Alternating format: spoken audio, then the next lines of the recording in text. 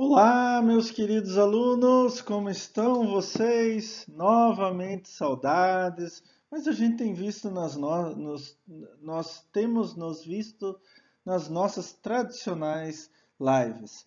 Hoje a gente vai entrar no último assunto da disciplina de logística reversa, que é o planejamento operacional da logística reversa. Ah, gente, isso é fácil. Ainda mais quando a gente já viu outras disciplinas na área de logística, né? Então, sabe aqueles conhecimentos que a gente aprendeu até agora, ciclo aberto, ciclo fechado, canais de distribuição reversos, etc. Agora a gente vai colocar em prática. Vai juntar tudo aquilo com os conhecimentos que a gente já tem de logística e vai fazer o planejamento operacional da logística reversa. A diferença, gente, é que cada produto pós-venda, ou pós-consumo, resíduo, etc., tem uma característica específica. Então a gente tem que planejar individualmente. Aqui na nossa aula de hoje, a gente vai conversar sobre as grandes linhas que vocês têm que pensar na hora de fazer este planejamento operacional.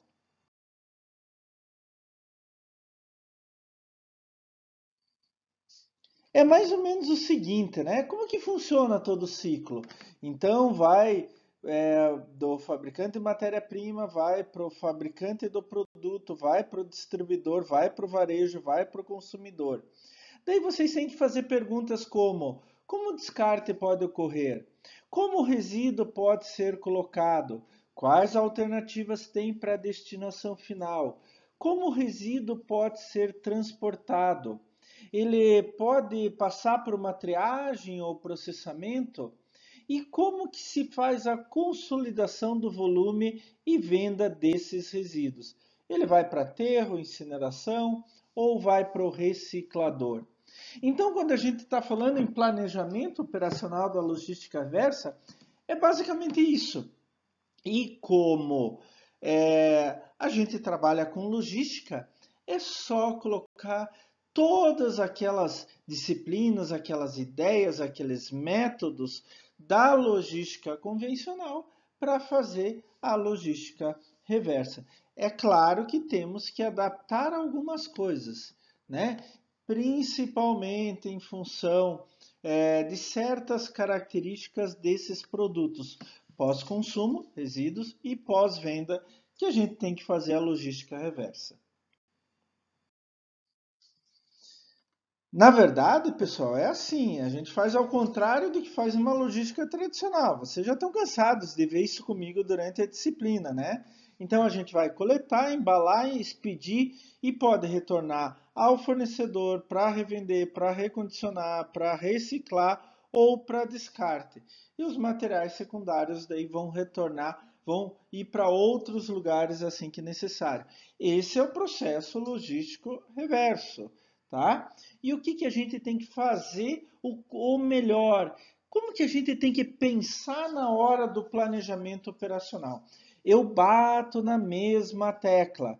Cada coisa que a gente vai fazer a logística reversa, ela tem uma característica especial.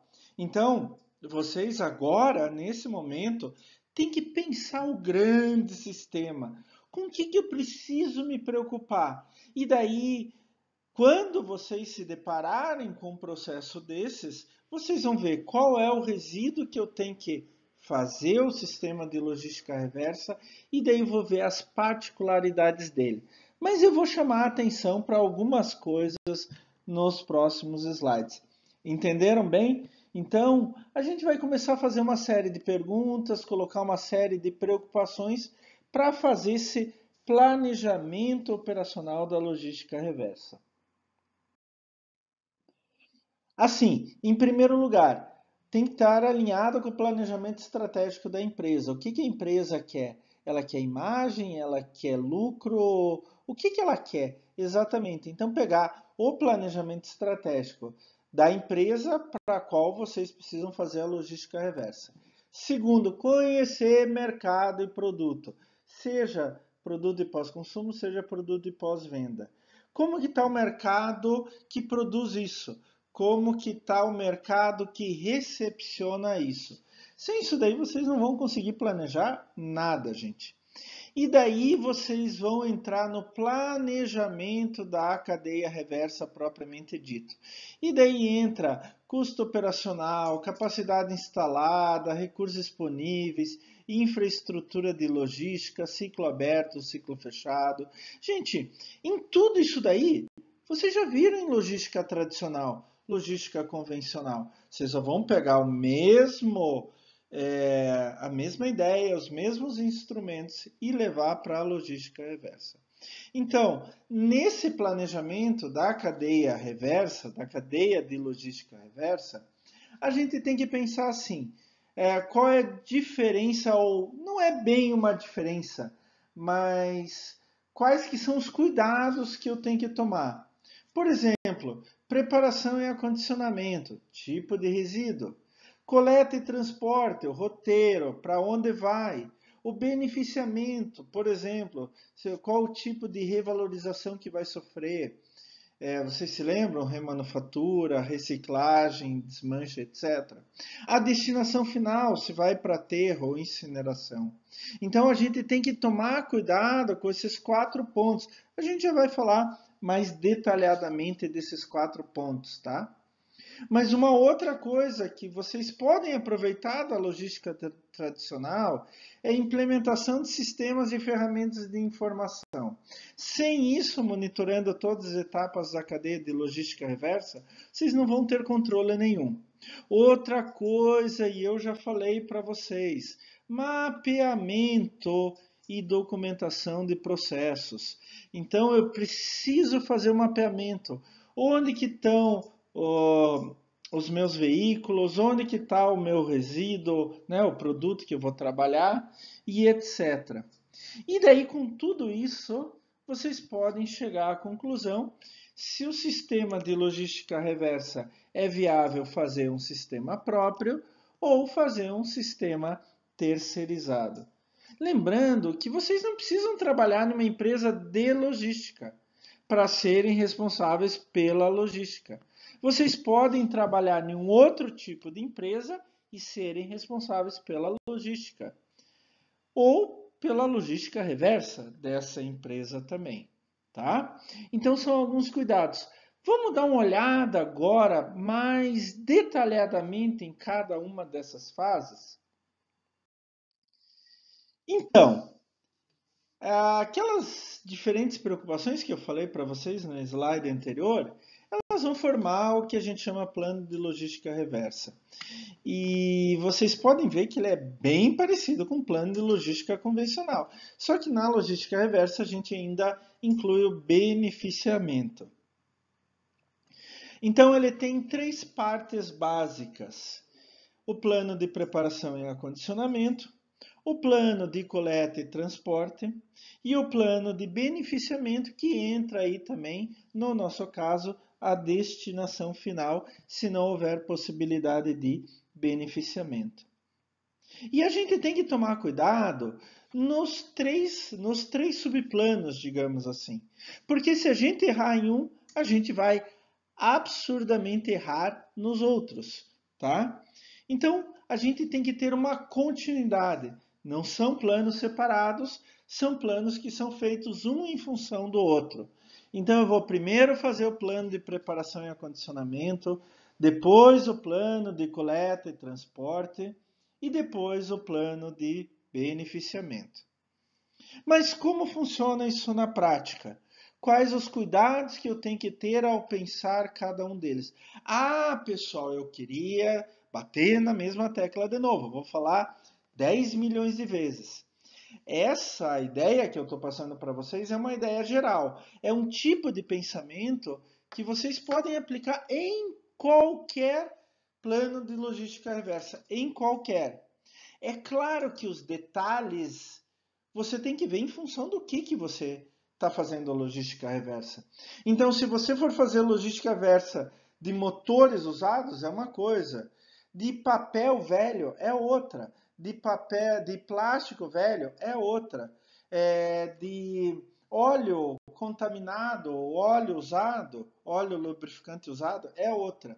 Mas eu sempre vou passar pelo plano de preparação e acondicionamento, pelo plano de coleta e transporte e pelo plano de beneficiamento. Tá certo? O que vai mudar é como que eu vou fazer cada um desses. Mas os planos continuam os mesmos e as preocupações que eu vou mostrar daqui para frente para vocês também continuam as mesmas, tá? Vamos lá então? Pessoal, assim, o problema começa aí, plano de preparação e acondicionamento. É, a gente tem um grau de incerteza, isso eu já comentei com vocês, um grau de certeza muito grande, porque a gente nunca sabe o que teremos, quanto teremos e quando teremos, né? Quando você faz logística, por exemplo, de uma indústria de geladeira, você sabe que você vai transportar X geladeiras de um lugar para outro. Quando você faz logística reversa, não necessariamente. Tá? Você pode até esperar acumular uma certa quantidade de um certo produto. Então, você já respondeu o que teremos e quanto teremos. Mas quanto tempo vai levar para acumular essa quantidade? Então, você não respondeu quando teremos. Tá? Então, o grau de incerteza na logística reversa ela é muito maior do que na logística convencional. Tá? Isso pode. Na logística convencional, muitas vezes a gente tem repetição, né? Sempre a mesma coisa, sempre a mesma coisa, depende do produto que você tem que transportar. Mas na logística reversa isso é muito mais complicado. Professor, como eu saio dessa? Você tem que estudar caso a caso. Não adianta, gente. Eu não vou conseguir dar uma receita pronta para vocês aqui. Isso é impossível na logística reversa, tá? Então, nesse plano de preparação e acondicionamento, eu tenho que ter uma série de informações. Só essas informações é que vão nos permitir ter um mínimo plano de preparação e acondicionamento. Por exemplo, fonte de geração. Quem está gerando e aonde? Ah, eu faço logística reversa de resíduos domiciliares. Poxa, então eu tenho milhares de geradores. Ah, eu faço logística reversa de resíduos industriais. Então, algumas vezes eu só tenho um gerador ou pouquíssimos geradores. Se eu faço logística reversa de resíduos domiciliares, os geradores se espalham por uma grande área. De resíduos industriais, ou um gerador só, ou poucos em uma área menor. Algumas vezes eu tenho resíduos sem identificação, e daí como fica? Daí eu sou obrigado, por exemplo, como pré-caução, né? Me preparar antes a usar EPI, né? Equipamento de proteção individual. A gente espera que isso não aconteça, resíduos sem identificação. Uma outra coisa, conhecer o processo que deu origem ao resíduo. Por quê? Porque eu posso ter resíduo perigoso no meio. E daí, resíduo perigoso, além de usar EPIs, né, equipamento e proteção individual, eu tenho que usar um outro tipo de transporte. E é interessante, então, para determinar se meu resíduo é perigoso ou não, classificar o resíduo. Ou pedir ao gerador que ele já tenha essa classificação. Principalmente é o caso de geradores industriais, né? Então, empresas e indústrias que geram resíduo. E essa classificação se dá pela NBR 10.004 de 2004. Complementam essa classificação a NBR 10.005, 10.006 e a 10.007. É importante segregar esses resíduos. Se lembram quando eu falei para vocês numa aula anterior de resíduos descartáveis, onde que tem alguns tipos de container, onde que o gerador pode chegar lá e separar resíduo por resíduo? Ou aquela foto que eu mostrei lá na Alemanha com diferentes tipos de vidro. Então, isto é segregar, separar. E daí eu vou fazer o acondicionamento de tal maneira a preservar as propriedades daquele resíduo, daquele material. Por exemplo, para não vazar e etc. Aí eu vou transportar geladeira velha até o fabricante ou alguém que vai desmontar. Geladeiras velhas tem CFC, cloro, flúor, carbono. Não pode vazar. Eu vou transportar carros velhos, tem óleo lubrificante, resto de gasolina, não pode vazar. E assim por diante. Outra coisa, se eu tenho diferentes resíduos que podem ser reciclados, por exemplo, para papel e plástico, e contamino com outra coisa, óleo, uma outra sujeira, eu perdi as propriedades do papel, eu perdi as propriedades do plástico. Então, esse papel não pode mais ser reciclado, gente. Esse plástico não pode mais ser reciclado. E também é nesse plano de preparação e acondicionamento é que eu tenho que ver se tem necessidade de um armazenamento primário, temporário, perdão. O que é isso? Se lembram que eu falei em sistema de coleta de resíduos domiciliares? O caminhão de lixo que passa na casa de vocês. Algumas vezes é interessante ter, quando o local de coleta é muito longe do aterro, ter um ponto de armazenamento primário, onde os caminhões de lixo de capacidade menor vão jogar o lixo ali, e daí vem um caminhão bem maior, com capacidade bem maior, levar desse armazenamento temporário até o aterro final. Gente, sem o mínimo de informações como essas daqui, que eu estou mostrando para vocês, vocês não conseguem fazer um plano de preparação e acondicionamento. E esse é o primeiro plano no sistema, no grande plano de logística reversa. Só a partir desse plano de preparação e acondicionamento é que eu posso passar para o plano de coleta e transporte. Então, esse plano de coleta e transporte, ele tem que ser muito bem cuidado, porque a coleta eficaz, ela vai preservar a qualidade do material. E daí eu posso devolver esse material adequadamente ao processo produtivo. Por quê? Se eu misturo resíduos e contamino, eu perco o valor daquele resíduo. Eu tenho papel, um carregamento de papel. Daí eu vou misturar com um pouquinho de óleo combustível que caiu lá. Eu perdi o carregamento de papel inteirinho. Então eu preciso que o material seja segregado, a gente já viu isso no plano de preparação e acondicionamento, e que esse papel não perca as características. Por exemplo, outro exemplo, vamos lá. Exemplo bem prático. Eu vou coletar papel velho num caminhão aberto, com a parte de cima aberta. Chove, as fibras do papel se desmancham. Esse papel vai para aterro. Não pode mais ser reciclado. Estão entendendo?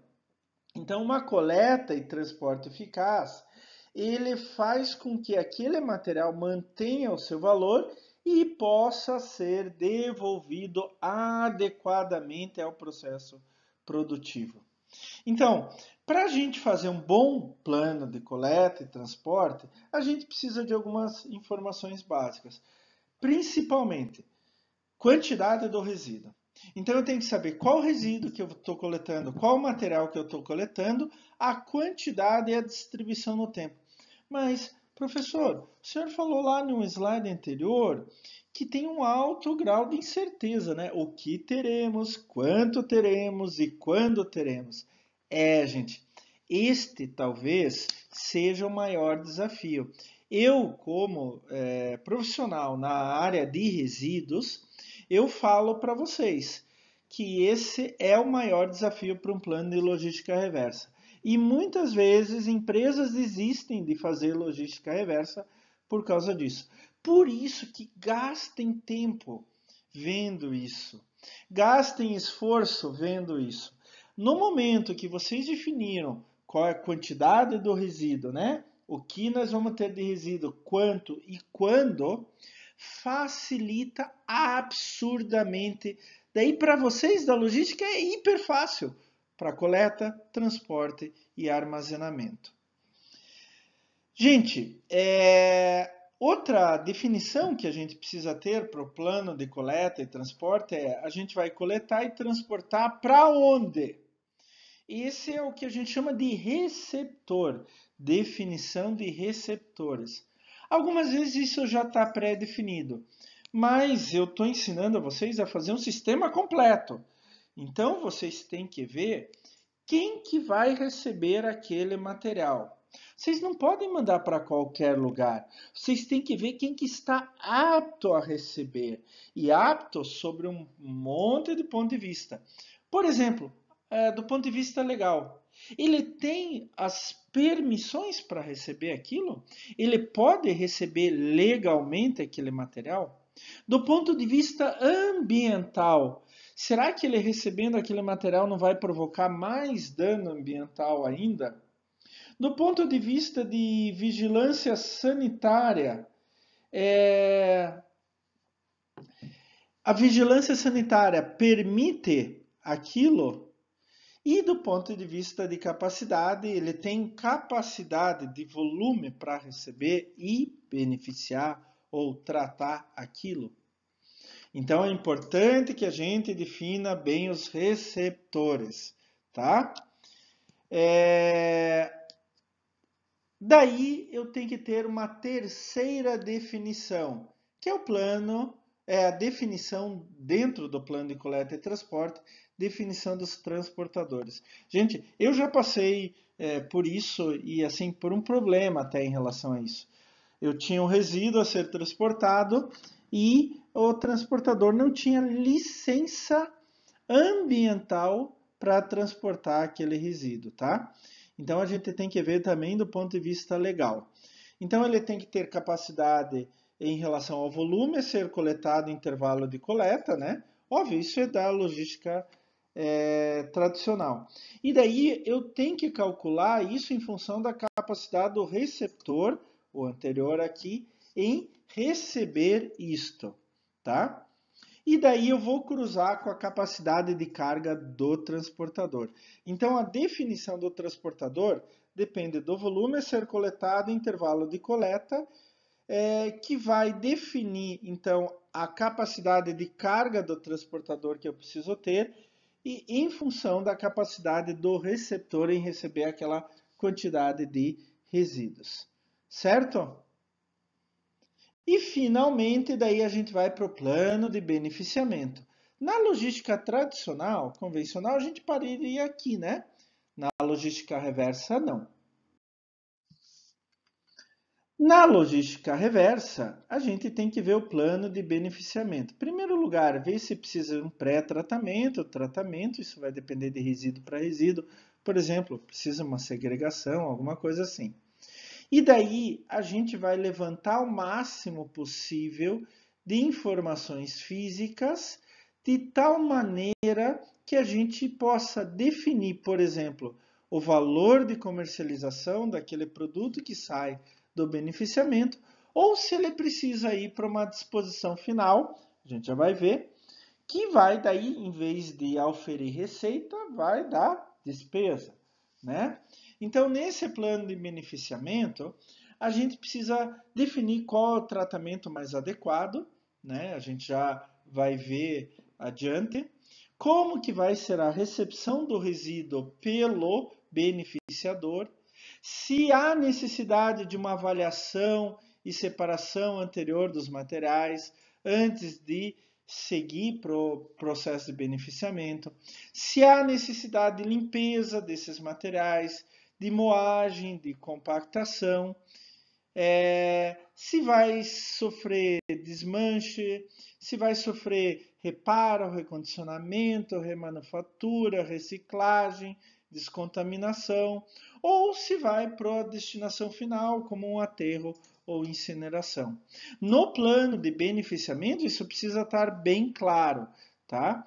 Por exemplo, uma coisa que me veio à cabeça, eu falei dos recicladores, né? Das cooperativas de catadores que recebem, colocam numa esteira e vão separando o plástico e tal. E daí, quando eles têm uma quantidade grande, eles compactam e mandam lá para quem vai fazer a reciclagem propriamente dita, né? Então, esses são alguns exemplos. O plano de beneficiamento é importante tratar junto com especialistas nesse tratamento desse resíduo específico, tá? Porque daí isso é uma coisa muito mais detalhada, muito mais específica, tá? Mas o operador de logística faz parte integrante disso. Ele não pode ficar fora também do plano de beneficiamento, tá? Então, gente, vocês viram que o que a gente fez agora? A gente colocou tudo junto e formou o nosso planejamento operacional de logística reversa. Tudo que a gente conversou até agora, a gente colocou em prática nesse instante. Só que aqui eu dei as linhas gerais para vocês. Lembrem-se, isso não é uma receitinha. A gente precisa ter um plano de preparação e acondicionamento, um plano de coleta e transporte e um plano de beneficiamento. Mas esses três planos ou subplanos, né, eles vão ser em função daquilo que a gente está fazendo em logística reversa. Vidro vai ser de um jeito, papel de outro, plástico de outro, ferro de outro, máquinas vai ser de outro, embalagens em geral vai ser de outro, e assim por diante. Cada um vai ter uma característica. Eu não quero que vocês decorem nada. Eu quero que vocês entendam. Eu quero que vocês raciocinem. Eu quero que vocês pensem. Se vocês entenderem, raciocinarem, pensarem, vocês fazem qualquer planejamento operacional de logística reversa. Tá certo? Gente, é isso aí por enquanto. Eu vou ficar à disposição de vocês para tirar qualquer dúvida. Tá certo? Um abraço a todos e qualquer coisa, deem um grito. Se eu puder responder, eu vou responder com certeza absoluta. Tá certo? Se cuidem, por favor.